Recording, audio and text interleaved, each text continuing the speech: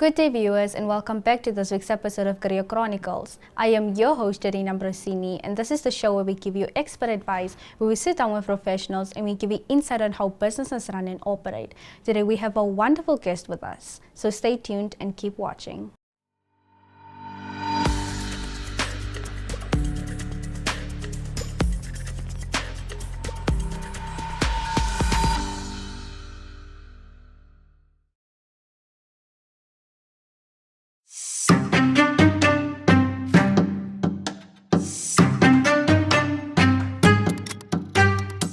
Good day, viewers, and welcome back to this week's episode of Career Chronicles. I am your host, Ndeyapo, and today we have a wonderful guest with us, Ms. Ndeyapo Shilongo, the Executive Director of Career Capital. How are you doing today? I'm well, thank you. How are you, JD? I'm good. Is the morning good so far? It's a cold morning. It is a cold one. It's a great one so far. It is. So welcome to Career Chronicles. Are you excited to be here? I am. Excited. We're glad to know that we have a guest who's excited. Thank you, JD. Okay, so could you care to tell us a little bit about yourself and what you do here at ESP?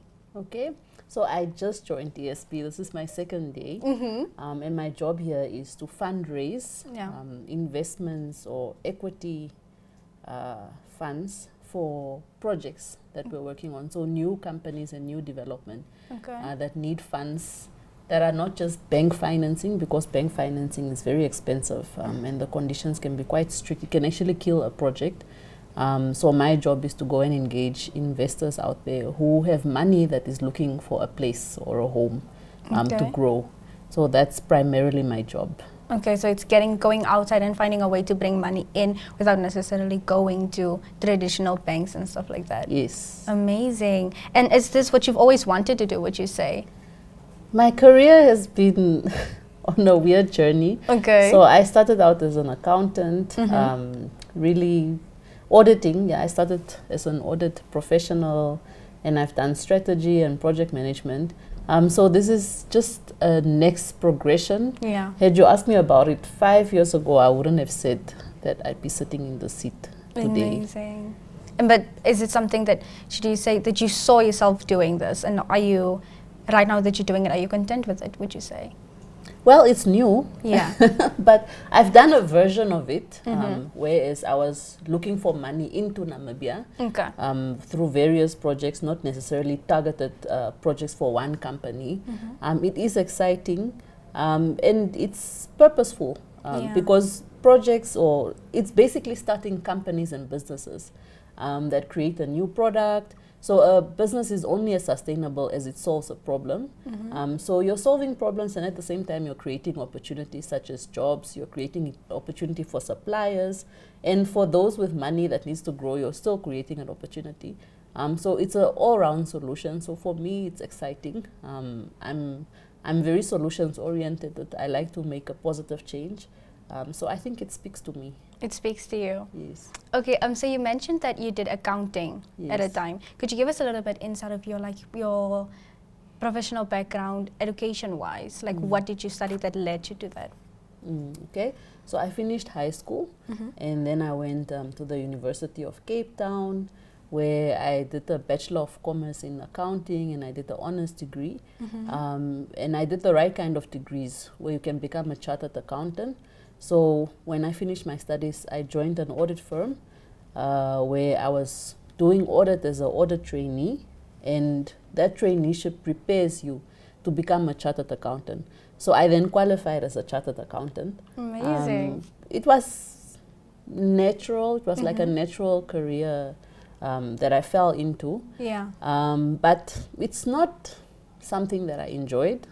So also, just because you are good at something doesn't mean you need to do it if you're not enjoying it. Yeah. Yeah. So after I became a chartered accountant, I then got an opportunity to move from the audit practice into the advisory practice. That's what the firm calls it. So advisory is where you're engaging with clients on strategies, on business plans, market studies.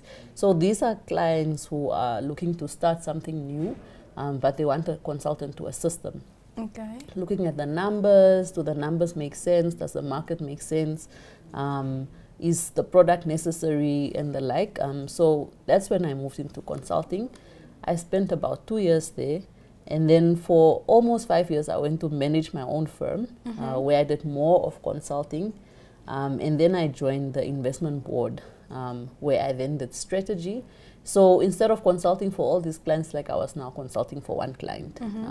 So I did strategy, and then I also did project management, which is a very nice combination, because strategy is about painting a new future or creating something new or different, and project management is about getting stuff done.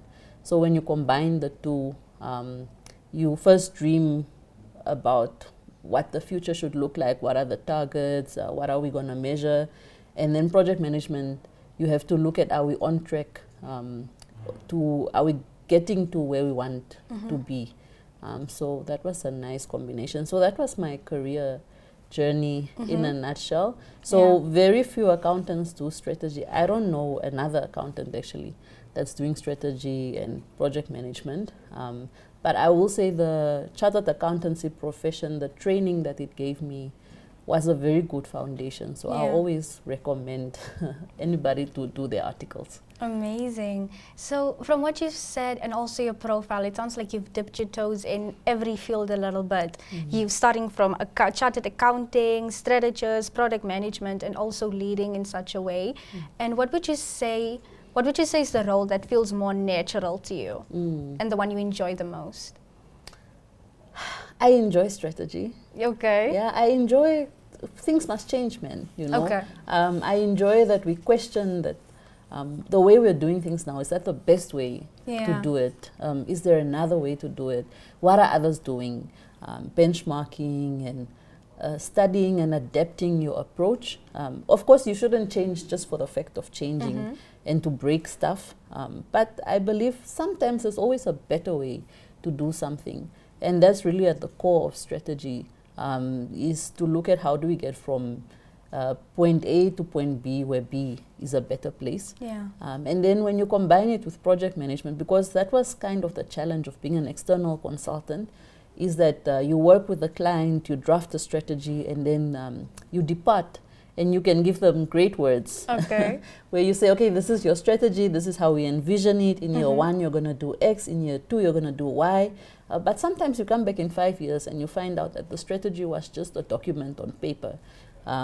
So that's now what project management does differently, is that you are there during the implementation phase to make sure and to still adapt, because things can change.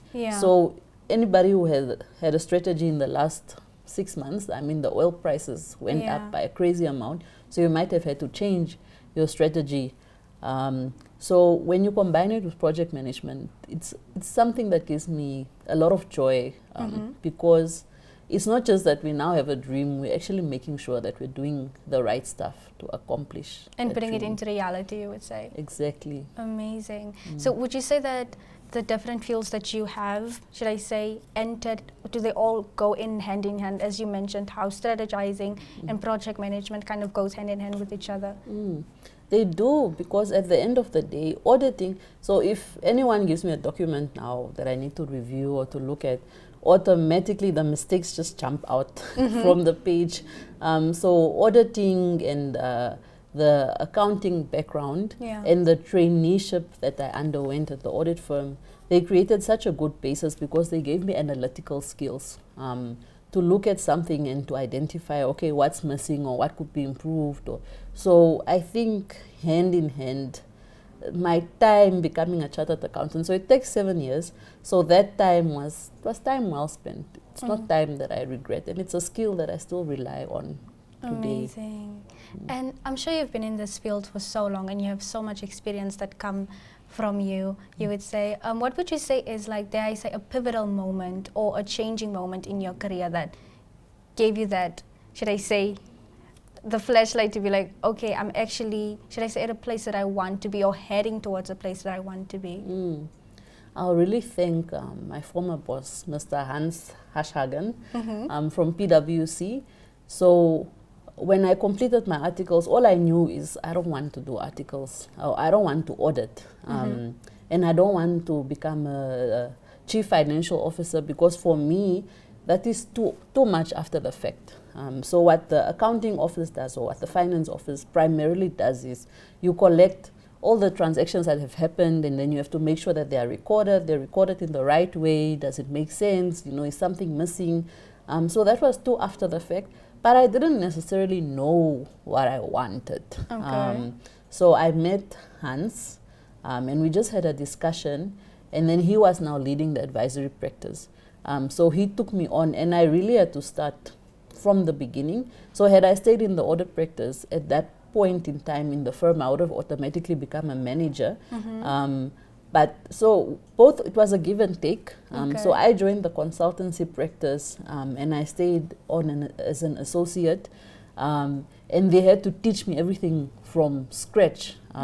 So this is somebody that you're paying a senior associate salary, but you have to teach her a lot of what she has to do. Whereas had I started out in that in that department with that role, I would have been probably getting earning a little bit lower of a salary. And so he also took a risk on me.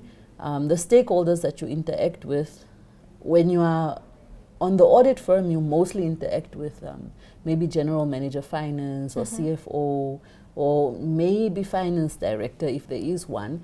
But when you're doing strategy elements, your key stakeholder is really the board of directors. So he took a big risk on me, and the firm as a whole took a big risk on me. So that was a pivotal moment, and that's where I got the first exposure to strategy. And that's when I got to learn that actually I love this, because I actually wanted to do chartered finance analyst. I wanted to do more of the financing hardcore stuff. I don't know how to describe it. But the spreadsheets, valuations, looking at bonds, the analytical stocks. side of finances, is that? Yeah, it's like a different stream of finance. But then once I got into strategy, I just realized that, oh, this is, for me, I love doing this. So that was really the pivotal moment. Amazing. Okay, so we're going to take a quick break, and then we're going to dive into the second segment of the interview, where we'll just get to know behind what you do a little bit more. You'll be giving us a little bit more insight of what it takes to be in the role that you're in. So we'll just take a quick little break, and then we'll come back. Thank you, JD.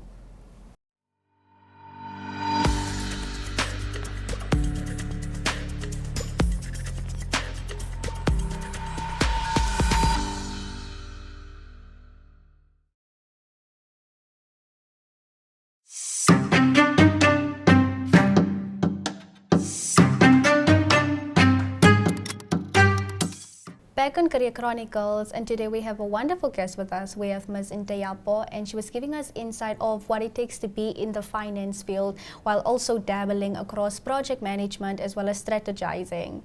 So we're back to the second segment, where we'll just be getting a little bit more insight of what it takes to be in the role that you are. Okay, so are we ready?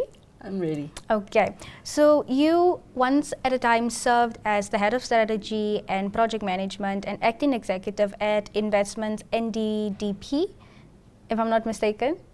At NIPDB? NIPDB. Yes. I always get it so twisted up. So what would you say, what did that role involve, and what, should I say, task and responsibilities did it involve? So it was two different roles. Okay. So my primary role was head of strategy and project management. So that role looks at coming together as an organization, because we have different departments. Okay. And the role basically looks at how to operate as a single organism, breaking down silos, and to make sure that all of us are on track to achieving what we want to achieve. So the company would have a 5-year strategy, we'd break it down into 1-year strategy. So my division was then leading that session of, or that segment of making sure that our strategy is on paper, it's clear, it's communicated, and it's approved by the board. And then the project management element looks at, are we implementing what we're saying we're going to implement? Are we on track? We would do reporting, so things like annual reports to the board on progress. That was then led by that division primarily. And then it also served, because the role is in the CEO's department, so that role assisted, or the people in that division assisted the CEO just to have better oversight of the various activities that the departments are doing, and whether they're speaking to each other, whether we're collaborating. We did things like benchmarking what other investment promotion agencies are doing. So globally, most countries have an investment promotion agency, and that's what NIPDB is to Namibia. So we would benchmark, we'd look at the technology, we'd look at trends, we'd look at how people are promoting, where they're going to promote, what their results are, and then we'll try and take that and adapt it to our agency in a way that makes sense. On the investment side, that's one of the core or primary mandates of the board, which as a department, it has the role of promoting Namibia as a destination where investors want to come and invest, so as an attractive destination. So a former colleague would say we are matchmaking, so it's like we are the boy and we're out there trying to get the girl to decide to give Namibia a chance with their money. We'd look at if investors are interested to come and explore Namibia, we'd facilitate their entry just to make it smoother for them by suggesting, okay, we suggest you meet X, Y, and Z person, by booking meetings for them, making sure that they meet with the right people so that they can reach a favorable decision. We work with traditional councils, regional authorities, just to make sure that investments are taking place outside the economic hubs of Windhoek, Lüderitz, and Walvis Bay, so that development happens across the country. And then we'd look at sectors that we are active in and participating in to see which other activity or what else can we do to increase the productivity of this sector, or what area of a sector has been untapped in Namibia, but we think we have the skills or we have the tools or the technology or the location, whatever it is, to pull that off. So in a nutshell, that's what the investments department was doing. And then, of course, managing and leading people and coaching and mentoring them. You kind of tackled two of my questions, because I was about to ask what exactly do you guys do there. So you just put that all in a lump. So moving on to my next question, it would be investment promotion can sound like a complex field. What would you say in simple terms? What does attracting investment mean, and why is it so important to Namibia? In simple terms, attracting investment means that, so our economy is very small. So if you imagine an opportunity like oil and gas, Total Energies by themselves over a period of a few years had to invest 10 billion Namibian dollars, no sorry, 10 billion US dollars to explore some of the oil fields that they have. Now our annual gross domestic product as a country, what we produce totally is 14 billion US dollars. So that's just one investment that takes place. So if we want to explore some of the economic opportunities that are in country, it takes a lot of money, and that money is not always in the country. So investment promotion is basically convincing business people to bring their money into Namibia. So that's foreign businesses, but it's also local businesses. So somebody sits with money in the bank and they don't know what to do with it. It's basically our job, or it's NIPDB's job, to convince them that there is an opportunity to bring your money in Namibia. It's safe, it's going to grow, nobody will confiscate it from you, and this is a favorable climate to do business in. And why it's so important for every Namibian to get behind investment promotion. So you know how they say every Namibian is an ambassador for Namibia. It's the same with investment promotion. We need businesses so that those businesses can create jobs, and so that we can also create products that we can then sell to our neighbors and to the region and to the world, which will increase the amount of cash flow that we have in country and that we can circulate amongst ourselves. Amazing. And what would you say from your perspective, what would you say makes Namibia an attraction to these destinations that you guys reach out to for when it comes to international investors? Namibia is very safe. Okay. So we have very few upsets. It's politically stable. It's a little bit predictable in terms of politics. There's rule of law. The government doesn't just confiscate your assets. You can go to court, you can even sue the government and win if you have a case, because executive and legislative branches are separated, and not just on paper but practically. We have a very great location with the port of Walvis Bay, and it's the port is not congested. We are known for being efficient. Our financial system is very secure, well established. We have resources, and those resources are, yes, in the case of minerals, but we also have resources in the sense of we have a lot of young people who are trainable. So we have a workforce that people can tap into. We have internet connectivity, so the Google Equiano cable lands in Swakopmund. We have the wax cable that's landing on our coast as well. So that's just a few of why Namibia is so attractive. And we have trade agreements. So once you produce products here, there's a lot of markets that you can access. You can access China, you can access the EU, you can access America under the AGOA, and you can access SACO, the oldest trade union in the world. We have SADC, and we have the Africa Continental Free Trade Area Agreement. Because our market is so small, the trade agreements make it easy for you to sell your products beyond borders. Amazing. And you mentioned training fields for when it comes to young people. What would you say, what are some of the biggest opportunities you see for young people and young entrepreneurs when it comes to businesses in Namibia today in the investment field? Some of the opportunities have to do with, okay, firstly, you have to be a serious business person. Yeah. So some of the complaints that we get with businesses trying to tap into SMEs is that they don't get a call back, or you make an appointment, they don't show up, nobody, you know. So number one, you have to be a serious business person. You have to be reliable at the very least. But I think part of it is tapping into some of the supplier aspects of businesses that already exist, because many large businesses are actually trying to incorporate SMEs into their supply chains. Many of them want to spend as much as possible empowering SMEs to become more sustainable and to become corporates. So businesses that are doing well in the SME space lately have been those in the food sector. So we have like the mutete juice, and we have pepper sauces, and we have some very small scale farmers. So for instance, there's somebody who does mushrooms. He found ways to produce mushrooms using limited space, and those guys are able to get on the retail shelves. There's also in the cosmetics industries.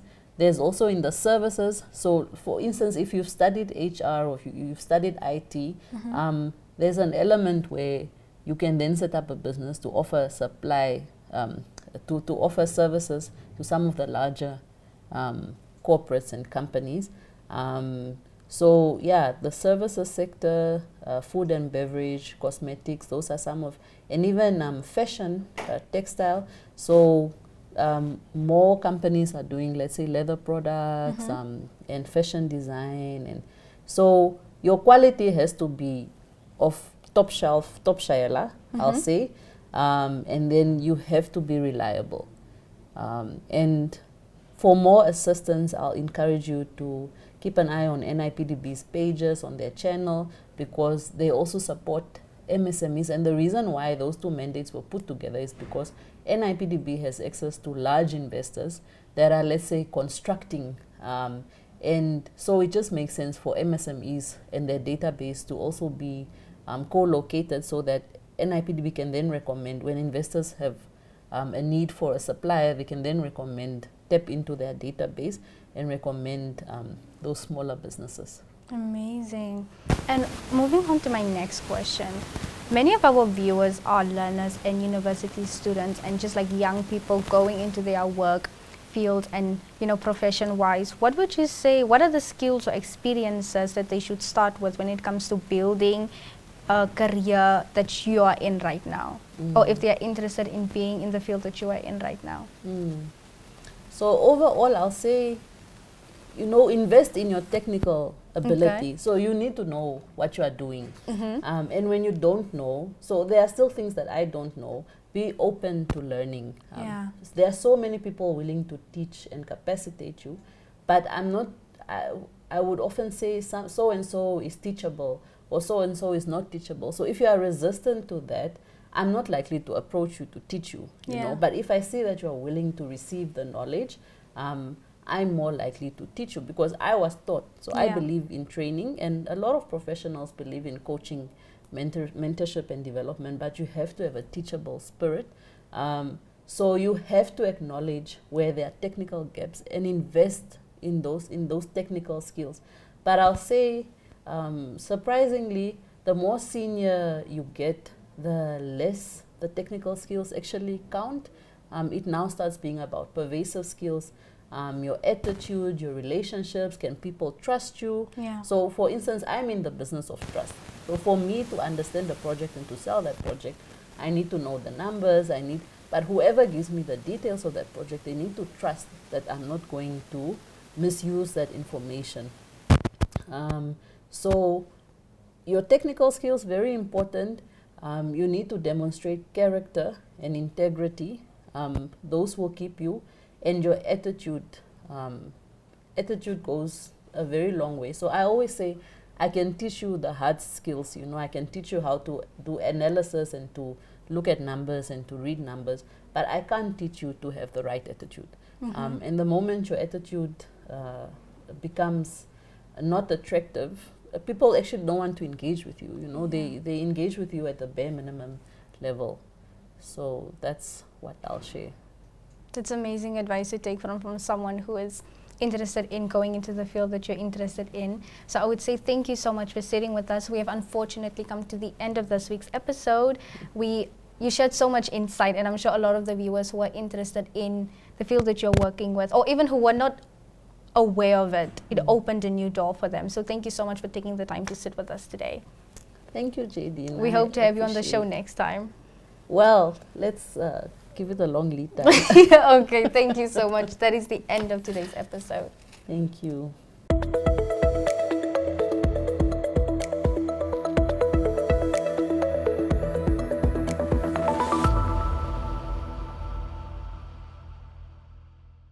Unfortunately, we have come to the end of this week's episode of Career Chronicles. Thank you so much for watching, and do stay tuned and watch next week's episode.